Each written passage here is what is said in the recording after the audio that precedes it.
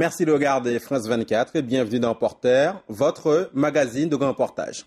Nous allons cette semaine essayer de lier connaissance avec les Ahmadis. Ils sont entre 3 et 4 millions au Pakistan.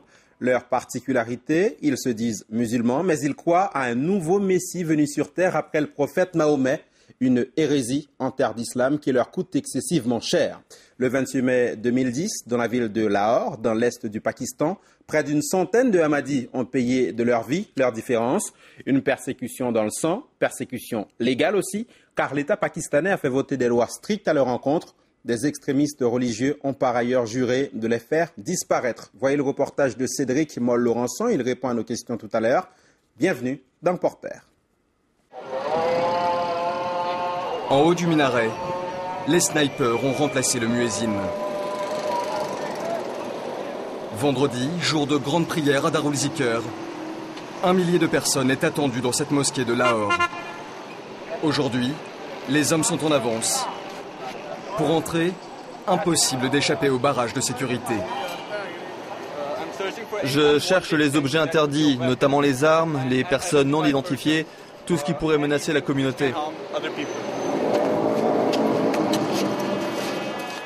Deuxième fouille obligatoire à l'intérieur.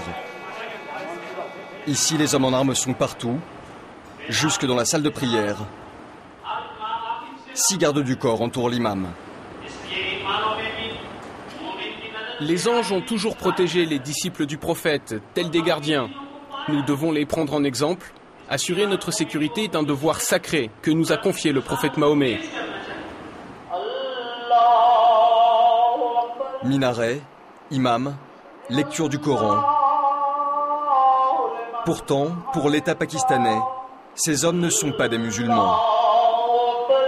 On les appelle les Ahmadis. Ils croient en l'existence d'un messie né au XIXe siècle et prêchent un islam pacifiste. Mais cette croyance, les Ahmadis l'ont payée de leur vie.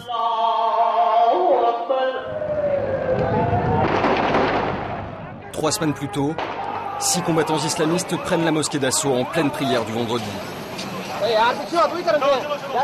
Pendant 2 heures, le commando sème la mort à l'intérieur. Tapis sous les cadavres, un homme filme avec son téléphone.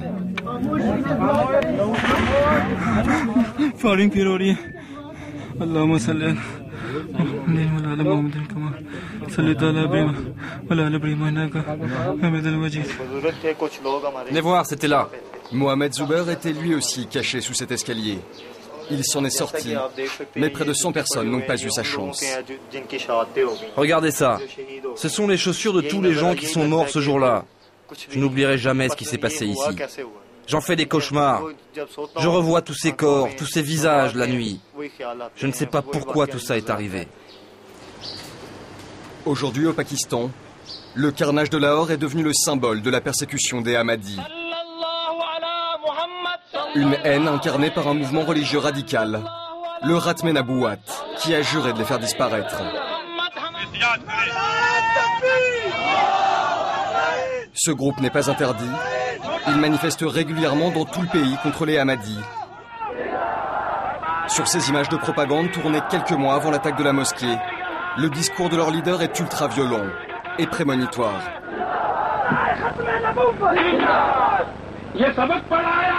Tant que le fléau Ahmadi ne sera pas éliminé, nous continuerons notre combat. Nous le crions haut et fort pour que tout le pays nous entende. Et si quelqu'un veut nous empêcher de mener à bien cette mission sacrée, alors cette personne doit se souvenir qu'un homme ne vit qu'une fois et ne meurt qu'une fois. Pour échapper à cette violence, les Ahmadis ont choisi de se regrouper ici, à Chenamnagar. Depuis 40 ans, la ville est devenue la terre promise de la communauté au Pakistan. 60 000 habitants, à 99% Ahmadis. Une communauté fermée, méfiante envers les étrangers.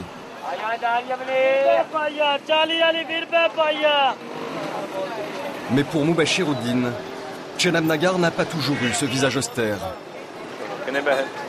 C'est combien 150 roupies. 150, ok, voilà. Ce charpentier a trouvé refuge ici il y a 40 ans après la mort de son père. Depuis, il n'a jamais quitté ce bastion Ahmadi. Ici, d'habitude, on se sent en sécurité, libre, pas comme dans le reste du pays. On vit comme on veut, on prie comme on veut. Mais depuis l'attentat de Lahore, même ici, c'est différent. Les gens ont peur quand on sort de chez soi. On se dit qu'on ne rentrera peut-être pas vivant. Chedamnagar vit sous la menace d'une attaque.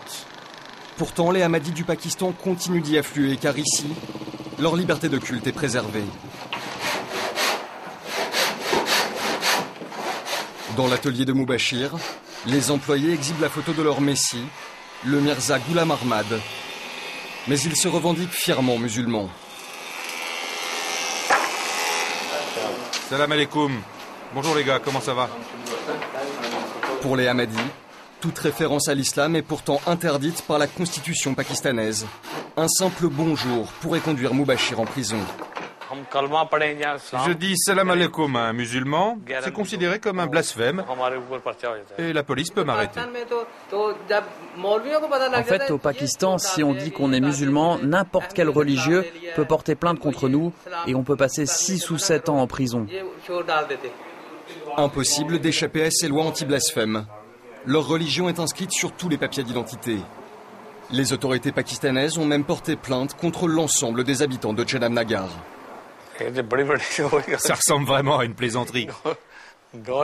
Comment voulez-vous qu'ils arrêtent 60 000 personnes à la fois? C'est juste impossible. S'ils veulent nous mettre tous en prison, il va falloir construire une prison plus grande ici. Parce que la nôtre est trop petite. Mubashir et ses employés préfèrent en rire. Mais le message de l'État est très clair. Chedamnagar ne doit pas rester un sanctuaire Ahmadi. Au bout de cette rue, c'est le quartier des fondamentalistes anti-Ahmadis. 1 millier de personnes vivent là-bas. Ils viennent souvent nous provoquer, chanter des slogans contre les Ahmadis. Quand ça arrive, on est obligé de se cacher dans nos maisons. Mubashir ne s'aventure jamais au bout de sa rue. Car dans la ville des Ahmadis, l'ennemi est à l'intérieur.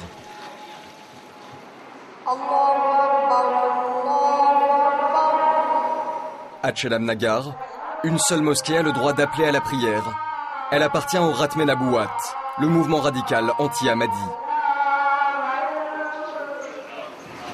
Ce jour-là, la mosquée reçoit un hôte de marque. Abdul Latif Chima, celui qui appelait au meurtre des Ahmadis en pleine rue lors des manifestations de son mouvement. Face à une caméra occidentale, son discours est plus policé. Mais le message de fond reste le même. Le docteur Iqbal, le plus grand poète pakistanais, a dit que les Ahmadis étaient des traîtres à la nation, des traîtres à l'islam et qu'il fallait les éliminer. Et nous croyons le docteur Iqbal. La mosquée abrite aussi une madrasa, une école coranique dirigée par le mollah Moughira. Sous sa tutelle, une centaine d'enfants apprend le Coran par cœur. Tous sont issus de familles pauvres de la région. La plupart sont quasiment illettrés.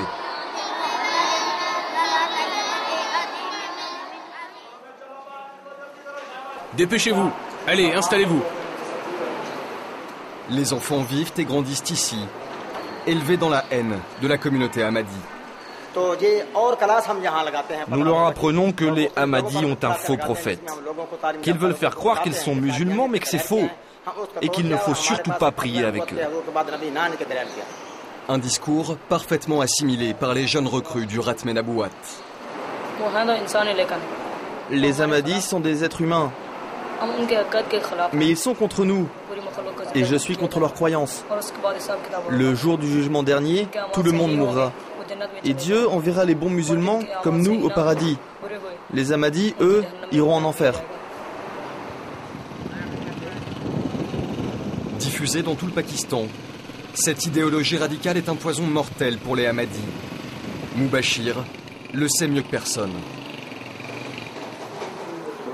2 jours plus tôt, le charpentier a recueilli chez lui sa sœur et son neveu. Ils ont dû fuir leur village. Comment tu te sens, mon grand? Ça va mieux? Un peu, mais la cicatrice me fait toujours mal. Mansour a été poignardé en tentant de protéger son père, assassiné par un extrémiste religieux. On était en train de dormir. J'ai été réveillée par du bruit. À côté de moi, j'ai vu un homme en train d'égorger mon mari. J'ai appelé mon fils qui lui a sauté dessus, mais l'homme lui a donné des coups de couteau et s'est enfui. Quand la police a arrêté le meurtrier, il hurlait qu'il voulait tuer d'autres Ahmadis pour être sûr d'aller au paradis. Tout ça me rend triste. Je suis en colère aussi, mais qu'est-ce qu'on peut faire? Personne ne fait rien pour nous. Il n'y a que Dieu qui puisse nous sauver.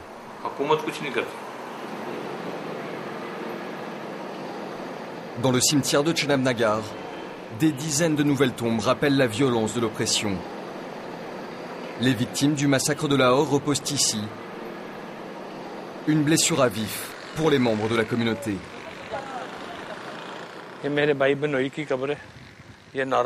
Voilà, c'est la tombe de mon beau-frère. Il a été enterré ici avec les victimes de Lahore parce qu'il a été tué quelques jours après l'attaque.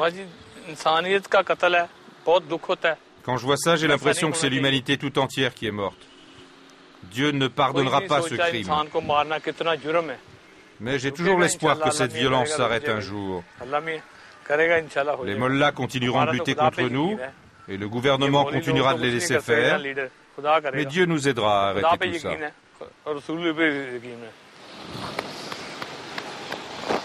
Depuis 40 ans, les martyrs de la communauté Ahmadi sont tous enterrés dans le cimetière de Chenab-Nagar. Des hommes et des femmes, tués parce qu'ils se disaient musulmans. Pourtant, la République islamique du Pakistan leur interdit d'être enterrés dans des cimetières musulmans. Pour les Ahmadis, la persécution se poursuit, même après leur mort.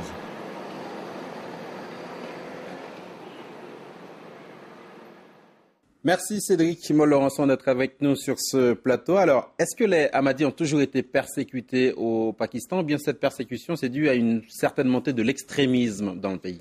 Les Ahmadis n'ont pas toujours été persécutés au Pakistan. À la création du pays en 1947, ils étaient même considérés comme des musulmans à part entière. Et c'est en 1974 seulement, sous la pression des mouvements religieux fondamentalistes déjà, qu'ils ont été classés parmi les minorités religieuses. La Constitution a été modifiée à cet effet. Ce que disent en fait les mouvements religieux fondamentalistes, c'est que les Ahmadis remettent en cause une valeur fondamentale de l'islam, qui est que Mahomet est le dernier des prophètes. Or, ces mouvements fondamentalistes sont de plus en plus puissants. En parallèle, l'État pakistanais, lui, est de plus en plus faible. Et de ce fait, les attaques se multiplient et rien n'est fait pour les empêcher. On le voit dans le sujet. La ville dans laquelle vivent les Ahmadis, est-ce que c'est une ville ultra protégée? Est-ce que c'est une ville facile d'accès? La ville en elle-même est assez facile d'accès. Un simple petit checkpoint de police protège l'entrée de la ville. À l'intérieur de Chenab-Nagar, il n'y a d'ailleurs quasiment aucune présence policière alors que le risque d'attentat est très élevé. Ce qui est compliqué en fait, c'est de gagner la confiance des Ahmadis. C'est une communauté qui est extrêmement méfiante, discrète. Ça s'explique très facilement par le fait qu'ils sont persécutés depuis des années. Mais l'attentat de Lahore a marqué un tournant pour les Ahmadis. Ils ont décidé de communiquer, de s'ouvrir et c'est grâce à ça qu'on a pu réaliser ce reportage. Est-ce qu'il s'agit de la seule minorité religieuse persécutée au Pakistan? Alors, même si le Pakistan est une république islamique, officiellement, la Constitution garantit la liberté de culte et d'ailleurs, la bande blanche du drapeau pakistanais représente les minorités. Mais dans les faits, la plupart des minorités religieuses sont effectivement persécutées. Ces derniers mois, les chiites ont été victimes de nombreux attentats. Les chiites représentent 20% de la population pakistanaise. Les soufis également, c'est une branche mystique de l'islam, ont été victimes de différents attentats très violents ces derniers mois. Et puis, actuellement, se joue le sort d'Asia Bibi. C'est une chrétienne qui est accusée de blasphème. Il y a quelques semaines, elle a été condamnée à mort pour avoir officiellement insulté le prophète Mahomet. Son procès va se jouer en appel dans les semaines qui viennent, mais elle est toujours en prison et elle risque la peine de mort. Ce sont des situations effectivement très très difficiles. Alors face à cela, Cédric, que font les organisations de défense des droits de l'homme? Est-ce que ces minorités sont abandonnées à leur sort? Oui, clairement, ces minorités, et notamment les Ahmadis, sont abandonnées à leur sort. La population pakistanaise connaît très mal les Ahmadis et se préoccupe peu de leur sort. L'État, on l'a vu, vote des lois contre eux et les persécutent légalement. Pour vous donner un exemple, après l'attentat de Lahore, l'ancien Premier ministre pakistanais Nawaz Sharif a fait une déclaration publique sans précédent. Il a dit que les Ahmadis étaient les frères des musulmans. Ça a déclenché un tollé. Il a été victime de critiques extrêmement violentes de la part des partis religieux. Et la conséquence de ça, c'est qu'il a été contraint de retirer sa déclaration. Donc, on peut dire que la situation va peut-être empirer pour les Ahmadis dans un pays comme le Pakistan. Écoutez, pour l'instant, rien n'indique que la situation va s'améliorer. Ils ont été victimes d'autres attentats moins importants, mais meurtriers, depuis l'attentat de Lahore. Pour l'instant, rien n'est fait pour les aider. A priori, leur sort a très peu de chances de s'améliorer dans les mois ou les années à venir. Merci Cédric Moll-Laurençon, et c'est la fin de ce numéro de Reporter. Merci à ceux qui l'ont préparé. Merci à vous de nous être restés fidèles. Rendez-vous la semaine prochaine pour un autre grand reportage sur France 24.